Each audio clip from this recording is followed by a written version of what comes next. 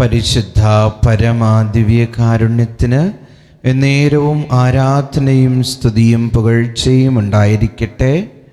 മനോഹരമായൊരു ദിവസമായിരുന്നിരിക്കണം. കർത്താവിൻ്റെ ഒരുപാട് കരുതലും കരുണയും ബോധ്യങ്ങളും ഒക്കെ അനുഭവങ്ങളിലൂടെ കർത്താവ് തന്നിട്ടുണ്ടാകണം.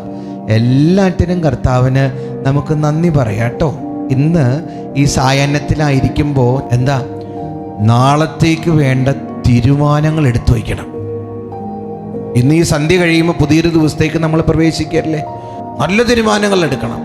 ഈശോയോടൊപ്പം ആയിരിക്കാൻ ഉതകുന്ന നല്ല നല്ല തീരുമാനങ്ങൾ എടുക്കണം. പ്രത്യേകിച്ച് നല്ലതുപോലെ പ്രാർത്ഥനയ്ക്ക് സമയം കണ്ടെത്തണം. 2, ഉപവാസങ്ങൾ എടുക്കാൻ കഴിയുന്നവർ ഉപവസിക്കണം. ഉപവാസ എന്ന സംസ്കൃത പദത്തിൻ്റെ അർത്ഥം കൂടെ വസിക്കുക എന്നുള്ളതാണ്. കർത്താവിനോടൊപ്പം വസിക്കണം. 3 ദാനധർമ്മങ്ങൾ, പാവങ്ങളും അനാഥരും വിധവകളെയും ഒക്കെ സഹായിക്കാനുള്ളൊരു മനസ്ഥിതി നമ്മൾ ഈ കാലഘട്ടത്തിൽ കാണിക്കണം. പ്രത്യേകിച്ച് ആത്മാവിൻ്റെ വസന്ത കാലഘട്ടം എന്നാ പറയുക. നമ്മൾ ഈ ബോഗൺവില്ല ചെടിയും കണ്ടിട്ടില്ലേ? അതായത് ഈ വേനൽക്കാലത്താണ് ആ ഒരു മഞ്ഞയും നീലയും വയലറ്റും പല നിറത്തിലുള്ള റോസും പല നിറത്തിലുള്ള ഈ ബോഗൺവില്ലകൾ ഇങ്ങനെ വിടർന്ന് വിരിഞ്ഞ് നിൽക്കുക. ഇതുപോലെ നമ്മുടെ മനസ്സ് ഒരു ബോഗൺവില്ല പോലെ കളർഫുള്ളാക്കേണ്ട കാലഘട്ടമാണ് നോമ്പ് കാലഘട്ടം. അപ്പോൾ കിടന്നുറങ്ങുന്നതിന് മുമ്പ് നല്ല തീരുമാനങ്ങൾ എടുക്കണം കേട്ടോ.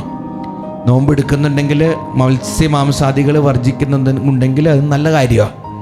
പിന്നെ എളിമപ്പെടണം, പ്രാർത്ഥിക്കണം, കൗദാശിക ജീവിതത്തിൽ കൂടുതൽ ശ്രദ്ധ പതിപ്പിക്കണം. ദിവ്യബലിയിൽ എല്ലാ ദിവസവും പങ്കെടുക്കാൻ പറ്റുമെങ്കിൽ പങ്കെടുക്കണം. കുടുംബ പ്രാർത്ഥനകൾ മുടക്കരുത്. കൂടെ നിങ്ങൾ കുമ്പസാരിക്കണം. ദിവ്യകാരുണ്യം സ്വീകരിക്കുന്ന ഒരാളെങ്കിലും നിങ്ങളുടെ ഭവനത്തിലുണ്ടെന്ന് ഉറപ്പ് വരുത്തണം.